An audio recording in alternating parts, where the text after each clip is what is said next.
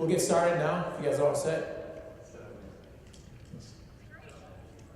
So welcome, thanks for showing up for the last event of the conference. We appreciate it. I'm Tim Barrett, this is Tom Cates with Barrett Distribution Centers, and we're just going to introduce ourselves and let you know who we are. So there's me.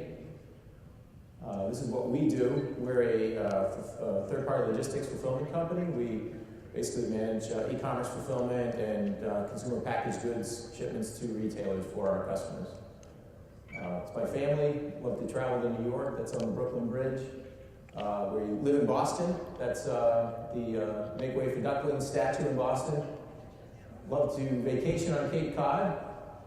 And we love to go out west to the national parks. So this is a solar project that we implemented. So it's important to me because we are, since I love Cape Cod, I love the national parks, we try to be green, and this facility actually is a zero carbon emissions facility. Huge Patriots fan, had a little disappointing season this year, but very big Patriots fan. Love to ski, not quite that well, but I do ski.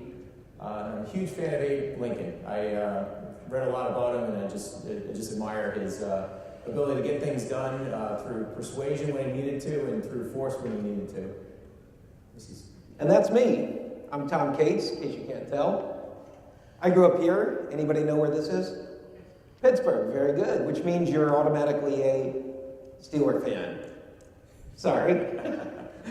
I moved across the state to get my MBA at the Wharton School at the University of Pennsylvania. I now also live in the Boston area, which looks like that.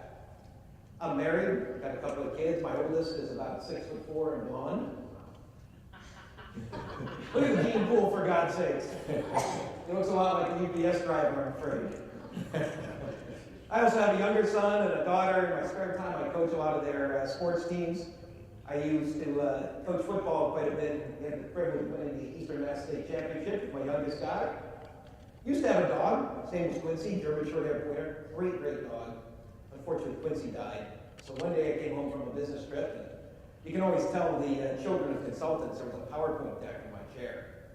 And it was a PowerPoint deck on why we needed a rabbit. The care and feeding of rabbits, the types of rabbits, how's a rabbit?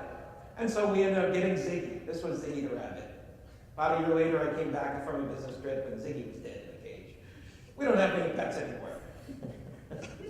I work with a lot of big companies, the names you recognize, a lot of small companies you wouldn't. Anybody happen to recognize the logo on the far right? Pro Bull Riding Association. Yeah. There's my guy, Professional Bull Riders Association. Probably the most fun project I've done in years. We've won a number of awards for our work in both training and consulting. Just this year we were named Consulting Practice of the Year for customer service. Been written up in a bunch of magazines.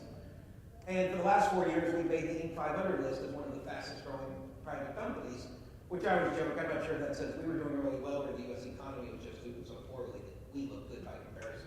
Either way, we'll take it.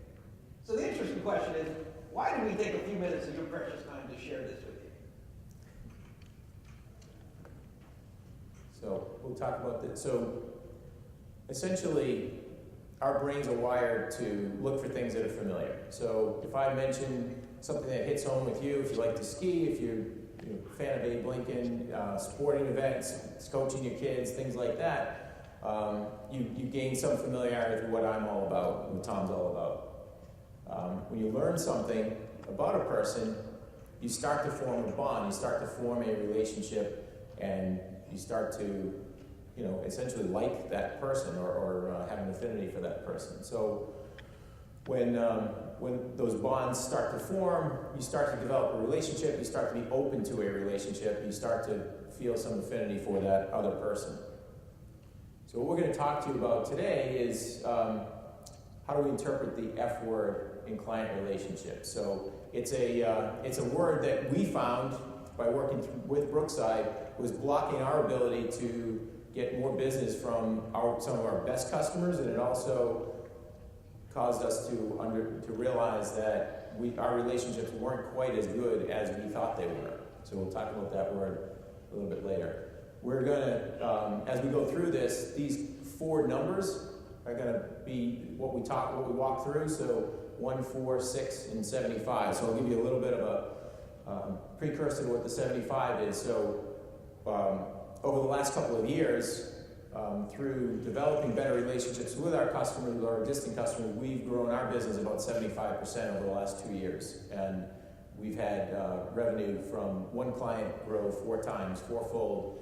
And really that was all about just understanding our clients a little bit better, understanding what they needed from us, understanding how we could do better for them and do more for them, and really understanding which clients were open to having a more closer relationship with us, which clients were open to having us take on more of their business from them.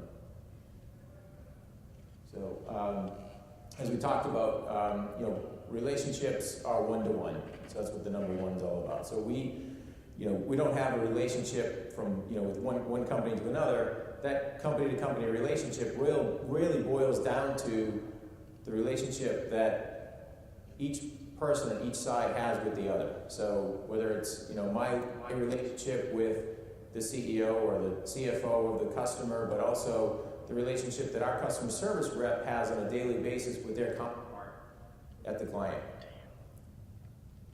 So there are a lot of ways to spend money, and we believe there's only one way to get money, and that's to have that one-on-one relationship.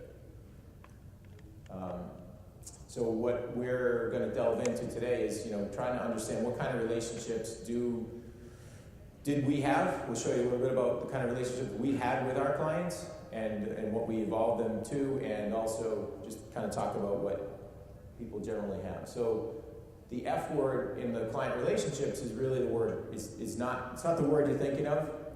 It's the word fine. Right? You ask the client, how is everything going? How are we doing for you guys? Fine, everything's good. Those kinds of things.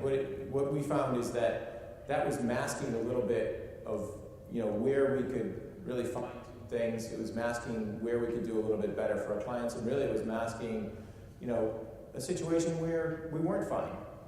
In some cases that's an easy way to just say, you know what, it's good enough. I don't have the energy or the intuition to invest as a partner. I don't have the time and energy to try to help you get better. It's working okay for me, and I'm just going to leave it go. And at some point, maybe when I get around to it, I'll find somebody that's a better partner, and we'll improve what we're doing.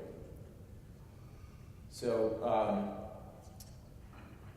so we had a lot of relationships that I would say were fine in that category. So we used the Net Promoter Score to survey our customers. So we had great results from that process. That's asking, a scale of 1 to 10, how enthusiastically would you recommend Barrett Distribution to a friend or colleague, right? People that answer that 9 or 10 were promoters, 6 or below were detractors. So, we had 55 to 60% of our customers answering that as a 9 or a 10. And so we thought, and on very, very few that were 6 or below. So we thought we were in great shape. We've got these great relationships. 50% Net Promoter Score is actually considered very high. But we've been doing it for a long time. There was data there, kind of numbers, and tell us, okay, that's great, but on really the information wasn't there. We didn't have a lot of data or a lot of information to tell us, what could we be doing differently? What could we be doing better? We had fewer, because the customers weren't getting a lot out of filling out that survey. We had fewer and fewer people actually responding to the survey, so the whole process was really getting stale for us. So we had, a lot of numbers, not much insight. We really weren't doing much to improve. We were doing a lot to improve what we were doing for customers on a performance level basis. So, is our inventory accuracy where you want it to be? Or is our order accuracy where you want it to be? Are we getting orders out on time? All those fundamental things, but we really weren't developing the relationship in a more robust way. So that's when we wanted more insight into what our customers were doing, and we started work with Brookeside on that process. If I could take a quick digression here, my staff knows I'm a pretty big coffee drinker, so I'd like to take a second out and just get a cup of coffee. Yeah, was it great? Yeah. How you doing, Tom? Nice to see you. Mind if I buy a cup of coffee off you? Sure, $20. So, Dan and I just bought a cup of coffee off Dan. We've had a perfectly fine transaction. Coffee's hot, fresh, convenient. It's exactly what I wanted. Interesting question. Do I owe Dan any loyalty because of what we just transacted there? Dan did exactly what he promised. Maybe if he were to send me a survey, I'd give Dan a 10 out of 10. It's hot, it's fresh, it's convenient.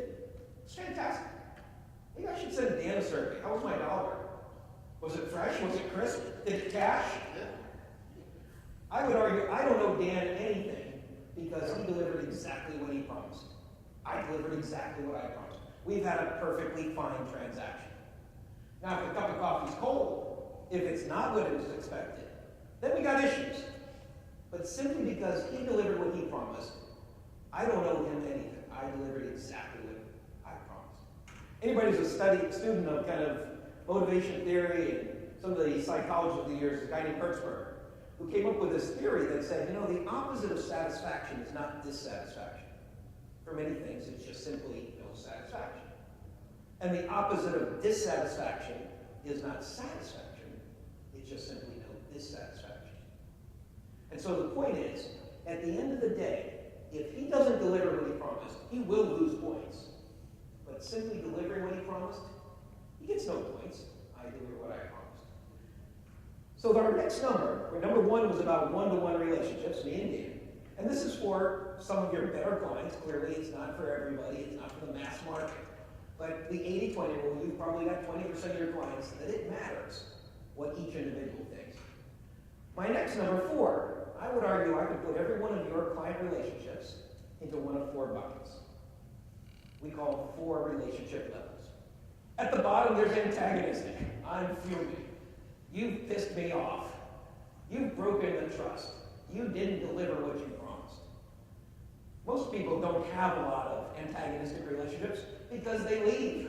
They go find another provider. There are an awful lot of transactional relationships, in that red zone, as I like to call it, where you've done a perfectly fine transaction, I delivered what I promised, we're square. Above that, though, there's an area we like to call predisposed. You're my favorite. All things being equal, I just soon keep buying from Dan. It's easier. I know where he is. He knows my systems. Geez, if I were to go and start doing business with him, I'd have to call up Dan and say, we're not going to buy coffee this week. That's an uncomfortable. And I know Tim's coffee's a little bit better, but it's not enough to make me switch. The nirvana for all of us, for these big, important relationships, is that trusted advisor spot, where you're fantastic. These are some quotes from some of our clients, trusted advisors. You're doing a fantastic job on our implementation. We've not had this level of service involvement in the past. Absolutely love the relationships your people are building. I know it's bad to put all 10s, but I wish every company did as good a job as you did. Third-party distribution. How many people love their 3PL firms? We work with insurance companies. I've never used an adjective with my insurance company, let alone love, right? And yet there are people who build these kind of great relationships with their clients. More importantly, your trusted advisors seek out your advice. They give you the benefit of the doubt when you screw up. They share information to help you win. They want to do business with you. But even more importantly, in our research, when they've got a problem, who do they call first? 9 times more likely to call you first if you've got that trusted advisor relationship. Share of spending. 3.5 times the share of spending, the share of wallet. They buy lots of products and services across your space. 4 times the average tenure. They stick around. They keep buying. And think about how much easier it is to sell to them a second time, third time, fourth time, when you know exactly who they are. We find in most of our clients, 80% of their lost clients come from that fine and antagonistic bucket. There was nothing wrong with the relationship. There just wasn't anything right with either. It was fine. So an interesting question, as you guys think about your clients, how many trusted advisor relationships do you have? And how do you know?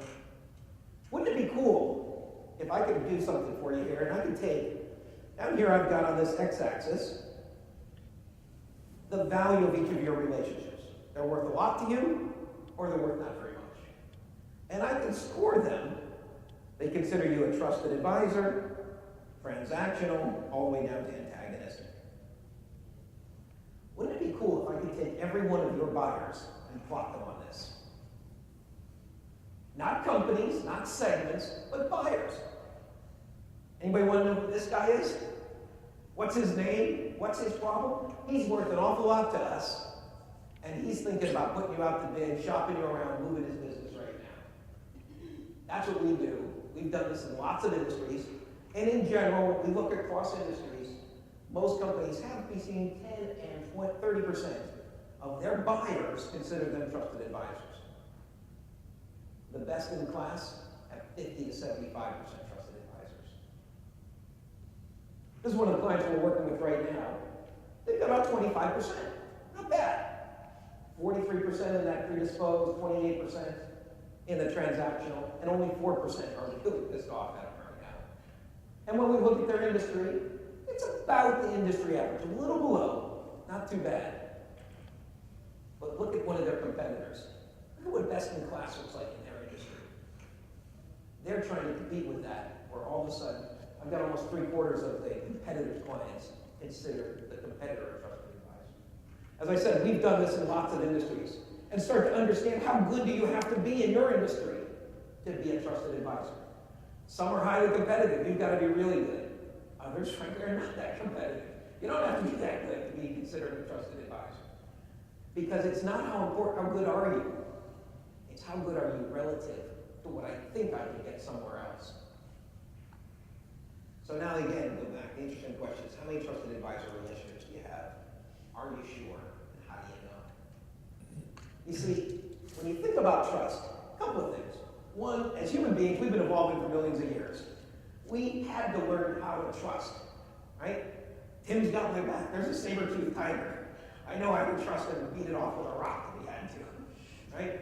Not only that, we want to trust people. I don't want to be an expert in everything. I want to go to Dan and say, hey, Dan, what do you think I should do? And I want to trust his advice. And so we look for clues in people. Who can we trust? Some clues are obvious. Now, this ain't working for me. Others not so obvious.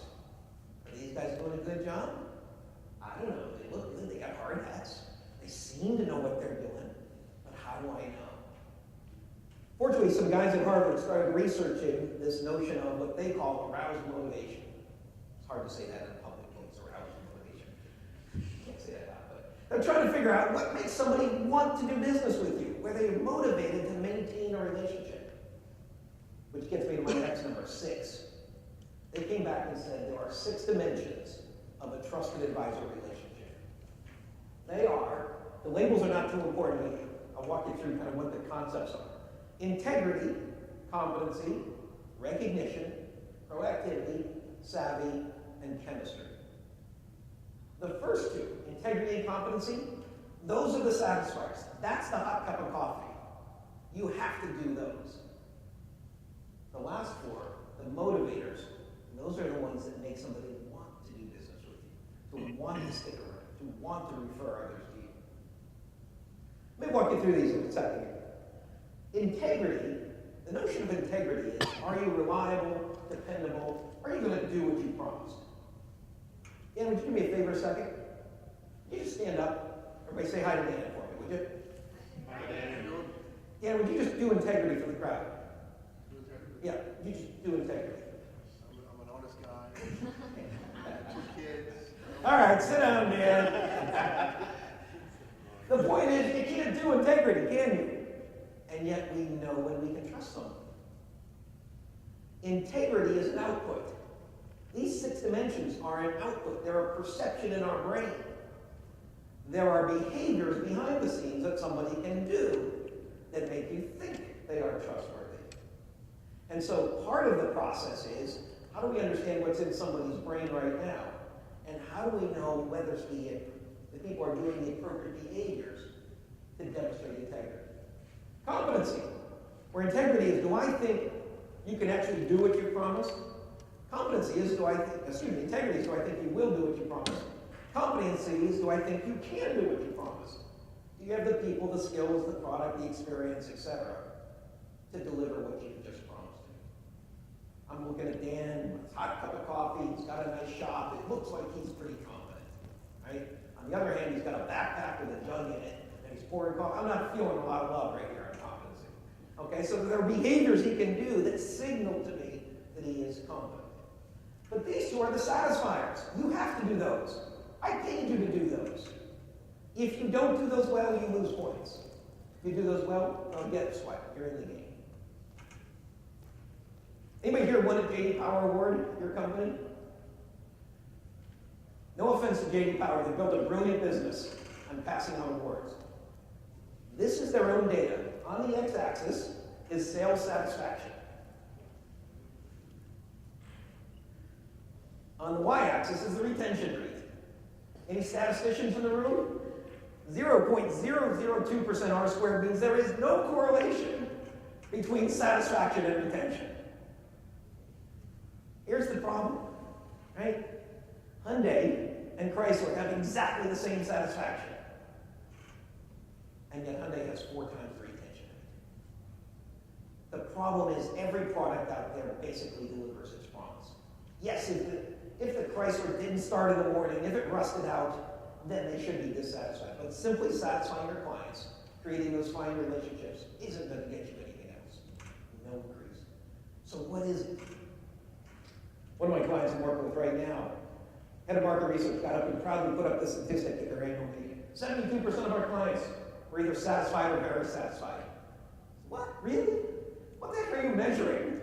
What tools are you using if you can't even predict who's going to be lost by your average satisfaction rate? And that's the problem. There was nothing wrong with this relationship. It was fine. And yet, there are lots of other vendors out there who do just as fine relationship. So, you want to get somebody to stick around. First thing, you got to do the fine. You got to do the integrity and competency. If you got a problem with your product, I can't fix that for you. Assuming you're in the game and you're delivering a fine service, you want to build loyalty? The 4 motivators. Recognition. As a client, as a buyer, do I think my business is important to you, or do you treat me like a number? Proactivity. Do I feel you're looking out for my best interests? You're bringing new ideas to the table. I'm not going to encounter some surprise down the line. Savvy. I like to describe savvy as the flip side of competency. Competency is, do I, as the buyer, think you know your business?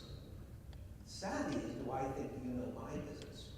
Do you understand what I'm trying to achieve personally, professionally, my department? Do you understand the politics of my organization, how decisions get done? That's the savvy dimension. And then finally, chemistry. Do I frankly like working with you? Do we click? Is the communication work? Integrity, competency, recognition, proactivity, savvy, and chemistry. You got to do the first 2. You get no points for doing it well. You lose points for doing it poorly. But if you want to build those long-term trusted advisor relationships, you got to do the next 4.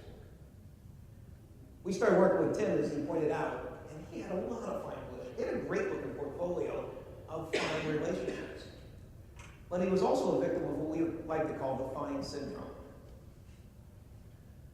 What we do at Brookeside is we have kind of an interesting little software tool where we go out and we'll ask, let's say I'm your account manager, Dan, and you're my client. Brookside would send you this survey. It's a web-based tool. It asks these kind of interesting questions around motivation and savviness and things like that. It's not trying to measure, do we deliver hot cups of coffee by 8 a.m., right? That's more typical satisfaction. We're trying to measure, how do you perceive me as your trusted advisor? You complete it. It runs through our benchmarking models, figuring out where you are in this industry, how good you are. And then what's interesting is I get an email as your account manager. It says, hey, Tom, one of your best clients, Dan, just completed a relationship assessment. You want to see what he said? I go, well, yeah, Dan's worth $100,000 a year to me. I click the link. It says, before I show you what Dan said, tell me what you think Dan's going to say. And it makes me answer all the same questions. Oh, he's going to say, I'm really good at this, and I always do this, and this behavior I do really well. And then it shows me the blind spots, as I like to call them. Areas where I think I'm doing a pretty good job, but for whatever reason, it's not working for Dan. Now, maybe Dan just has a higher than average need for this, and that same amount of work works great with all of my other clients, but it isn't working for Dan. Consequently, I'm not trying to get any better. Meanwhile, it's not working. He's thinking about moving elsewhere.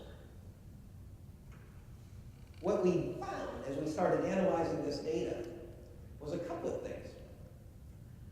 there's a very strong correlation between the strength of the relationship and how accurately the account teams can predict what their clients are going to say. What we found was when they have a great relationship, a client considers them a trusted advisor, a client loves working with them, the account team on average underestimates the strength of it by up to 63%. In practice, what that means is Dan considers me as trusted advisor. I think I'm barely holding on. I'm just happy with what he's doing. Consequently, I'm not pushing the relationship. I'm not trying to cross-sell. I'm not bringing new products to him because I'm afraid he's going to leave if I push him too hard. I'm just trying to hold on. Meanwhile, he loves me. All those cross-sells, all those dots on the top are folks where you've earned the right to cross-sell, but odds are your account teams aren't pushing it, aren't bringing those ideas to bear. Meanwhile, as you remember the dots, there is a perfect correlation between when the relationship goes transactional, the account teams overestimate it by up to 51%. I know my relationship with Dan isn't great. Certainly it's not bad. You know, just for my benefit, which one of you guys are the below average managers out there? I'm sorry, statistically it doesn't work that guy. About half of you are below average, right? But as account managers, as people, none of us want to look in the mirror and wake up one day and say, hey, Tom, you're pretty below average, right? And so even though when I know it's not going great with Dan, well, certainly that's not bad. It's not great, but it's not bad. Consequently, we end up with a lot of dots in that bottom right-hand quadrant. Big, important relationships where the account team, my boss comes in and says, hey, Tom, how's it going with Dan? I go, it's fine. Just met with him. I asked him, Dan, how's it going? It's fine, he said. And one day, Dan walks up, goes somewhere else. I call him up. Hey, Dan, what happened? Oh, price. Somebody came in and bought the business. I go tell my boss, sorry, we lost it. Someone came in and bought it. It was a train wreck waiting to happen. And more importantly, when we go out and survey, we often go after multiple people within a given account. Usually the day-to-day buyer we call user buyer and the economic buyer who signs the check. When the relationship starts going bad, the overestimating is twice as bad with the economic buyer.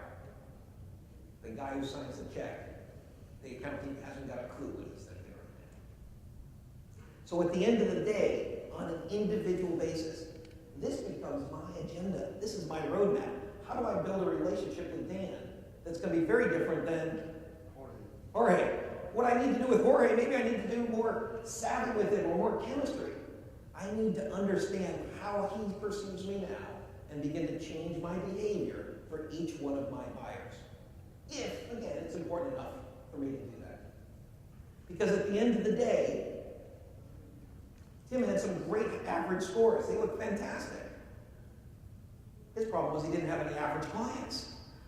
We just get rid of all these other clients and give me a bunch of average ones, I'd be fine. That's the problem with treating your clients like averages, if they're worth enough money. And so with that, we turn it back over to Tim to talk about the 75%. Okay. So when we started to look at this, we were surprised. We were surprised in a lot of ways. So we were surprised at some of the results we got back in terms of clients that we thought we're doing a great job for that actually weren't satisfied. And more importantly, as we got further and further into it, we were surprised at how open some of our customers were to doing more business with us. So we weren't taking advantage of opportunities that we had with our existing clients that did view us as a trusted advisor and were very open to having us take on more responsibility for them or more geographies for them, or we just never asked, and there was a big opportunity there, and so we like as I said earlier, we've grown in the last 2 years 75%. I'm sure Tom would like to take credit for all of that. It's not quite, there's a lot of factors that go into that, but but it's certainly, this insight definitely was a huge contributor to that. And so at both ends of the spectrum, you grow by getting more business, right? You also grow by retaining business, or you prevent erosion by retaining business. So, we were able to do both. We were able to retain business that was at risk, and we were able to grow business that was open to growing. And the other thing that it really helps us with is, if a client isn't open to, if they're not, they think you really need to improve what you're doing, or they don't have that real tight relationship with you, and you go in and ask them for more business, they think you're out to lunch. Like, this guy's asking me for more business, and they're not even taking care of what I already got. So, just that insight alone is very helpful to say, okay, we can't go ask these guys for more business right now. We need to fix what we're doing first, and then get them to that trusted advisor level, and then we'll eventually be able to ask them for more business.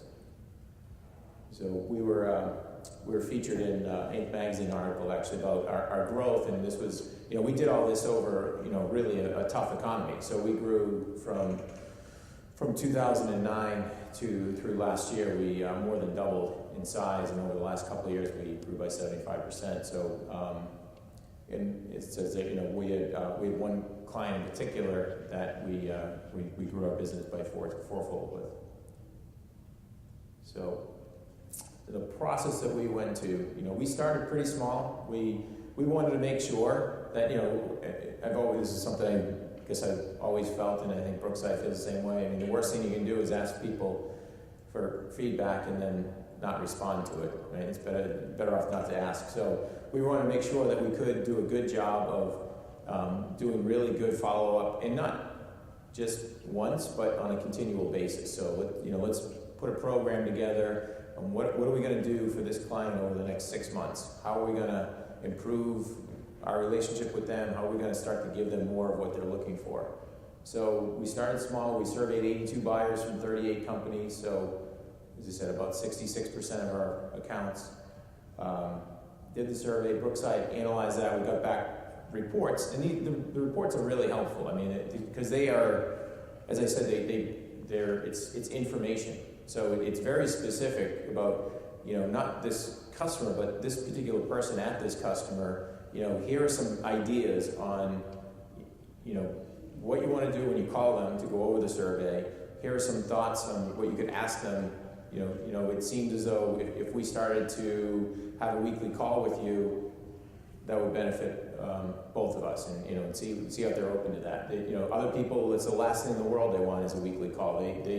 You have to figure out another way to hit their hot buttons. So just through the way that people respond to the survey, Brookside is able to give us some of those insights and say, this is what you probably want to try with this customer. And so we did that. We shared those results not only internally, but shared them with the customers. And one of the things that I think has been very helpful is, if we tell the client, this is what we're going to do, and we get their buy-in, and we say, together, this is what we're going to do, and 6 months from now, here's the roadmap that we're on, and this is where we're going to be.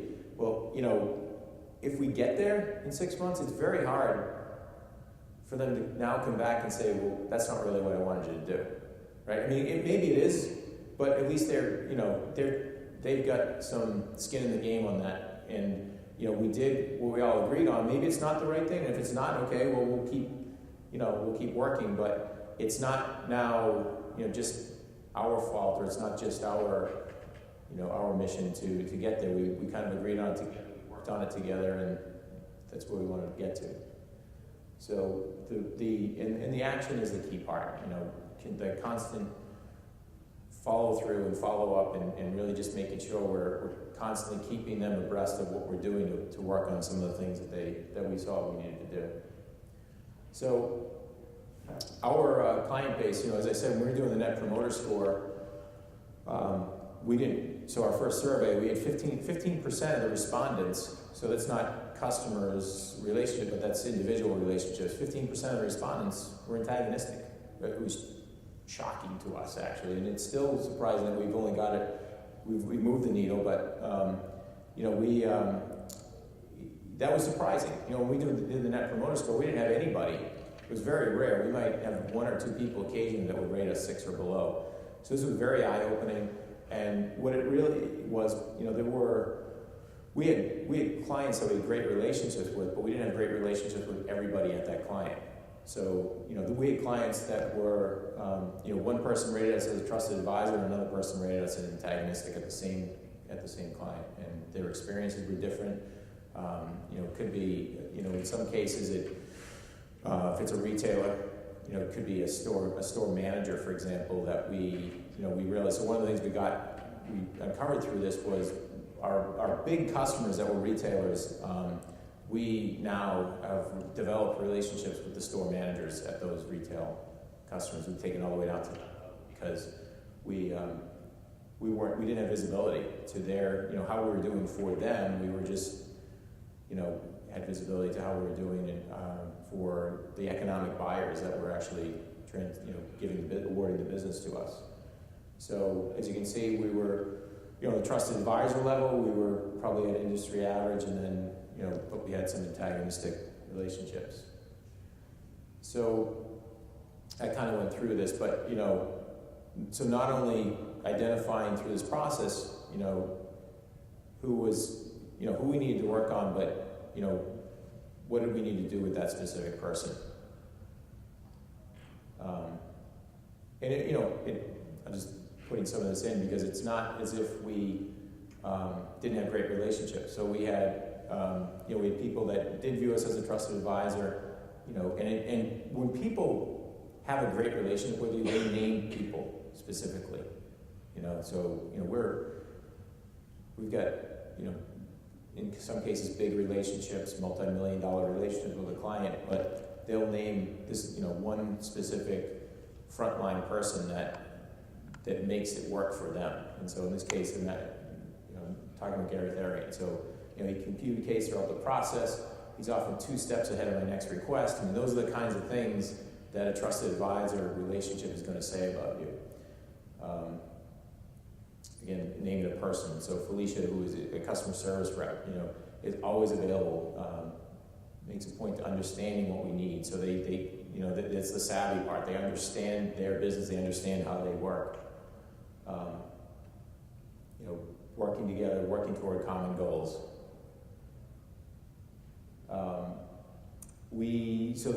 In that trusted advisor category, we had opportunities that we weren't even aware of. So things that came out of the survey were that people didn't even know that we might do business with them in California, but they didn't know we had an operation also in Memphis or Baltimore or somewhere. So we actually got additional business with existing clients through that process. So, and then in the next category, we needed to be more proactive. So these are very simple things, but this is what really makes a big difference for that person. That person that's at the other end of that transaction, it's that report, getting that report sent to them instead of them having to go into our website and pull it. It's a very, it's a small thing, but it makes a world of difference in that relationship. So then our blind spot. So communication was an issue. So we found that some of our clients felt as though we would have a meeting and go over what we needed to be improved, but then it didn't get communicated all the way through our whole organization. So we ran workshops and worked on that, on the communication skills of our people at all different levels of our organization to try to improve on that.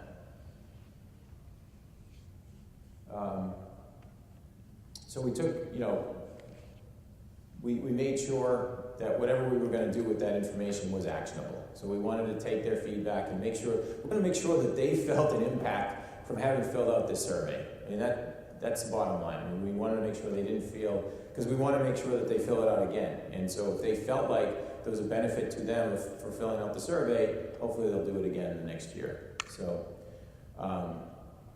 and we really, we've just really worked hard to get people to understand our clients' business. We were I would say universally, we were very, very focused on those top 2, the 6 categories, the top 2. We were measuring and we were reporting on the standard KPIs that were in the contract. We're doing a great job for these guys. Our error rate is, 10% of what they would allow in the contract. I mean, that we must be doing a great job. Well, that doesn't develop that one-on-one relationship where they really understand, they feel like we understand their business, understand how they make money. So a year later, surveyed again. So we did through that process. These are small. They may appear to be small changes, but I would tell you that in the feel of the relationships, these dramatic change in these few percentage points, moving from antagonistic up and eventually getting another 3% to that trusted advisor level. And these are the results. So overall, we grew the business 75%. We, with Vibram, Five Fingers shoes, which are those, I don't know if you guys are familiar with the running shoes, but fourfold revenue growth in their business. The CEO of Vibram told me that when we chose you guys, we knew that when we needed you to come through for us, you were going to come through for us. I had no idea what that was going to be. And an example of that was just us jumping in. They essentially, they grew so fast, they essentially outstripped their ERP system, and it was crashing on them as they tried to run orders through it. And so we jumped in and actually did all of their order analysis and allocation in our system, and then passed it back to them so that they could get through this hurdle until they were able to get their new ERP system up and running. And so that's an example of, they didn't hesitate to give us that bit, to have us take that on for them. That is not in our, it's not even contemplated in our contract. It's not even contemplated in anybody's mind, but it's the kind of thing that Tony Post, who's the CEO of Vibram, he, would say, I knew that you guys were this kind of a company. You were going to come through for us when we needed you to. I had no idea that I was going to need you to help us within an IT area, but that's what you guys did and stepped up and did it for us. And and part of that too is he could have asked us to do that, and we didn't have a prayer of doing it, right? And still said we'd take it on. I think he trusted us to know that if we said we could do that and execute for him, that we really could do it. We weren't going to tell him we could do something we couldn't do. So we got a number of awards. We've also been the Inc. 5000 4 out of the last 5 years. Family Business Awards, where we just got nominated for Best Place to Work in Boston. So a lot of good things that come out of this. So that when these relationships are good and robust, it's a better place to work too. It makes it more fun for our employees. So, big question is, can you really change? It's hard. It looks difficult, as you saw from Tim's work. They started small. One of the big things is, a lot of people collect feedback from a client, and then it gets rolled up into an average and gets buried in the market research department. It shows up on page 47 of some PowerPoint deck. What we're trying to do here with a lot of our clients, like Tim, and what Tim's kind of embraced with his firm, is get it out of the PowerPoint deck, get it in the hands of somebody who can actually change their behavior such that their client sees it. Again, if you're selling Coca-Cola, Coca-Cola shouldn't care what Tom Case thinks. I'm worth $100 a year max to them. They ought to treat me like a 50-year-old white male segment, whatever their segmentation scheme is. On the other hand, if I happen to be the buyer at Walmart for Coca-Cola, they better care exactly what I think. And it doesn't matter if they're doing a fabulous job for everybody else. I want to give my feedback. I want to give it to the account team that's going to change their behavior to do exactly what I do. That's what we're trying to do with a lot of our clients, and a lot of them have seen that success. As Tim pointed out, it's about acting on the data, get it in the hands of people who can act. So with that, we'll say thank you and open it up to questions.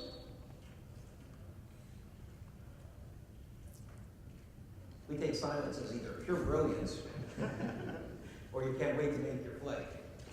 I know Tim's got a flight in a few minutes there. So. We brought a flight to, but I would say this was one of the best presentations. I just wish we had some time to stay and chat and move on. Well, thank you. I can stay and answer any questions if people need to run. Let me thank Dan for being part of it as well. Let's hear a round of applause for Dan. Other questions? Well, great. Safe travels, everybody. Hope you enjoyed it.